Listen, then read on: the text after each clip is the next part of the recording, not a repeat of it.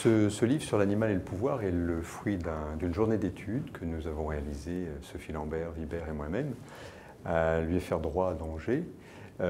C'est une journée d'études qui était résolument pluridisciplinaire, qui agrégeait à la fois des enseignants de la faculté de droit,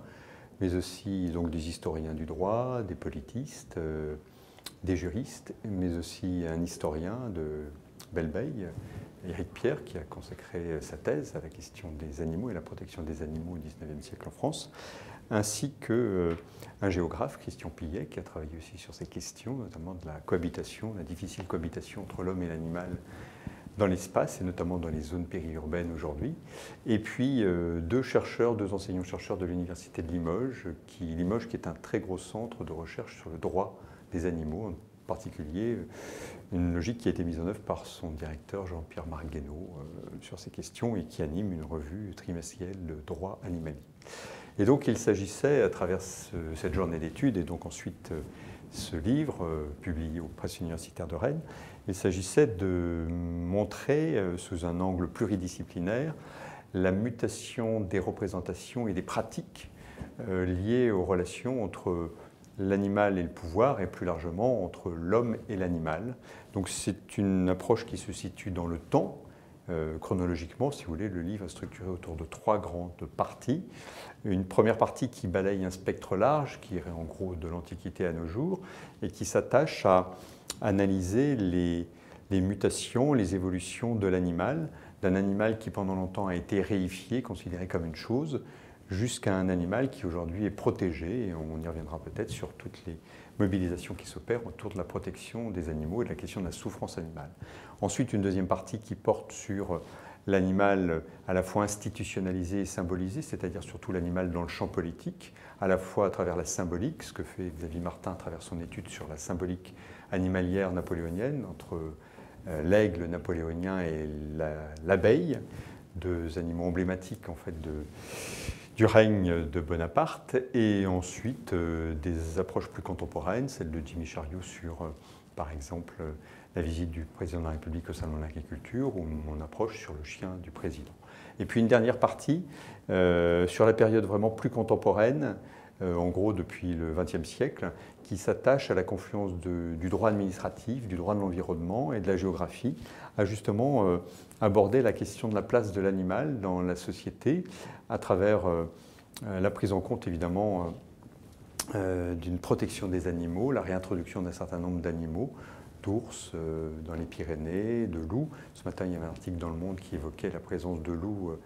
aujourd'hui dans la banlieue parisienne. Donc tout cela ne va pas sans poser des problèmes aussi de cette cohabitation, où on pense sur un autre registre à la question des requins bulldogs à La Réunion, qui ont entraîné aussi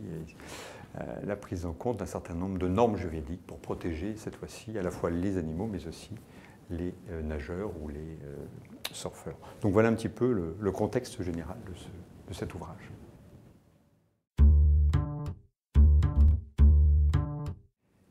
Alors ce livre,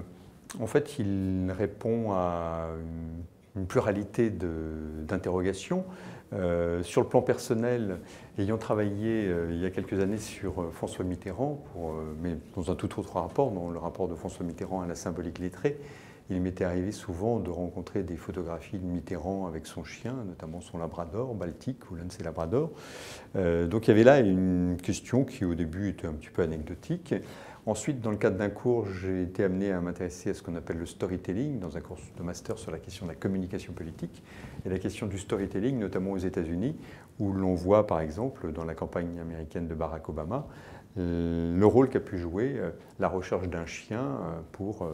le futur président des États-Unis, notamment un chien qu'il voulait offrir à ses filles, et qui est devenu, cette quête du chien est devenue un élément important de la communication politique d'Obama. Et puis au-delà de cela, au-delà de ses préoccupations à la fois intellectuelles et académiques, c'est au gré de discussions, et notamment avec Sophie Lambert-Vibert, dans un cadre informel, si vous voulez, que notre intérêt pour les animaux s'est aussi concrétisé. Et donc, de là est née l'idée d'organiser cette journée d'études, en essayant encore une fois d'agréger un certain nombre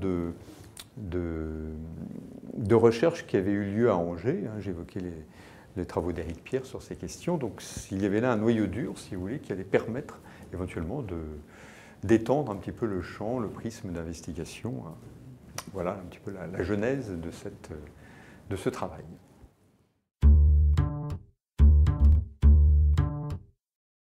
Je pense qu'il permet, sur le plan académique, à la fois de faire le point sur tout un certain nombre de travaux, sous l'angle historiographique, sous l'angle politologique ou politiste, sous l'angle juridique aussi. Et au-delà de cette dimension épistémologique ou académique, je pense que ce travail, dans la diversité de ses contributions, pointe bien un élément qui est important et que l'on voit aujourd'hui dans l'actualité, c'est-à-dire que ce travail entre en résonance, me semble-t-il, avec l'actualité la plus immédiate, si l'on peut dire. On voit bien que depuis un certain nombre d'années, s'est créée une forme de sensibilité à la question animale, à la cause animale. Alors elle n'est pas neuve, on se souvient aussi évidemment de la mobilisation déjà relativement ancienne de Brigitte Bardot sur la question des bébés phoques ou autres, mais on voit bien aujourd'hui que ces questions s'accélèrent. Récemment, on a vu l'émotion suscitée par le cas d'un individu qui avait jeté son chat du 10e étage, je ne sais plus, à Marseille, et qui a entraîné une pétition de 260 000 pétitionnaires sur Internet. On voit aussi aujourd'hui qu'avec les réseaux sociaux, qu'avec les médias, et notamment ces médias numériques, eh bien, il y a une mobilisation qui peut s'effectuer de façon très rapide, et que cette mobilisation, qui est basée évidemment sur une évolution des sensibilités à cet égard par rapport au 19e siècle ou au 18e siècle. On voit bien aujourd'hui que ce qui caractérise les sociétés contemporaines,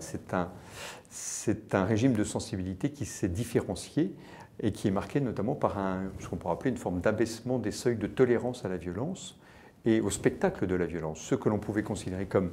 spectaculaire, comme spectacle divertissant au Moyen-Âge, aujourd'hui est source d'effroi, de répulsion, etc. Et donc, à travers les relations à l'animal, c'est aussi cette question de l'économie affective des sociétés qui peut être analysée. Et on voit bien aussi tout le travail de mobilisation récent fait par des associations comme l'association L214 sur la mise en ligne de vidéos de souffrance, de maltraitance dans les abattoirs. On voit bien aujourd'hui que toute la mobilisation qui s'opère en lien avec ces questions-là trouve aussi écho dans le champ politique à travers un amendement qui a été déposé par Olivier Falorni sur la possible mise en œuvre de caméras dans les abattoirs pour vérifier en quelque sorte les normes d'abattage en vigueur.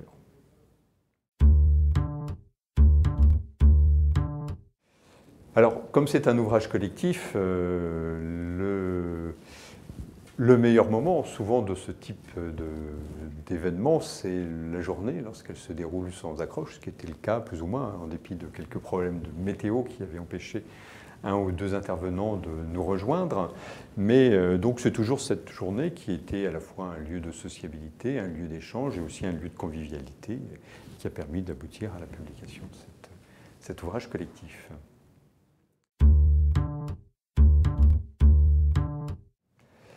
Alors, sur le plan personnel, puisque je suis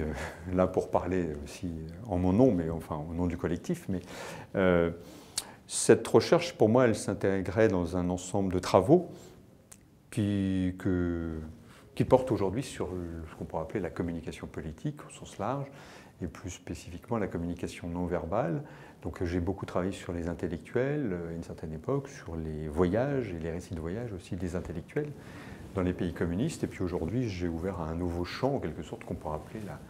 la sociologie politique du corps. Donc il s'agit de prendre en compte un petit peu toutes ces formes non verbales de communication, à travers en particulier le corps, son apparence, la gestuelle, mais aussi tous les rituels d'interaction qui caractérisent les relations politiques. Et donc, dans cette perspective, je suis partie prenante dans un certain nombre de travaux. On a organisé avec Pierre Leroux de la Cato et une collègue québécoise, Mireille Lalancette, l'an dernier un atelier au congrès de l'Association québécoise de sciences politiques sur la question de la politique et de la culture de la célébrité, où évidemment la question du corps est au centre aussi évidemment de ces interrogations à travers le poids des selfies, de l'image, du capital médiatique, etc. Et puis toujours en lien avec cette question du corps, à partir le 28 septembre 2017, j'organise avec Bernard Bruneteau de l'Université de Rennes un colloque sur la question du vestiaire du totalitarisme. Donc comment le totalitarisme, notamment dans les États comme l'Allemagne nazie ou le stalinisme, mais aussi en Chine et dans certains États satellites comme le Cambodge, etc. Comment donc le totalitarisme a pu être peut-être analysé à travers cet élément singulier qui est le vêtement. Le vêtement à la fois sous l'angle de l'uniforme, sous l'angle de l'idéologie, mais aussi le vêtement sous l'angle de la servitude et des stigmates, par exemple. Pensons à l'étoile jaune, évidemment, dans le cas des Juifs, qui est un stigmate, évidemment, de cette forme de totalitarisme.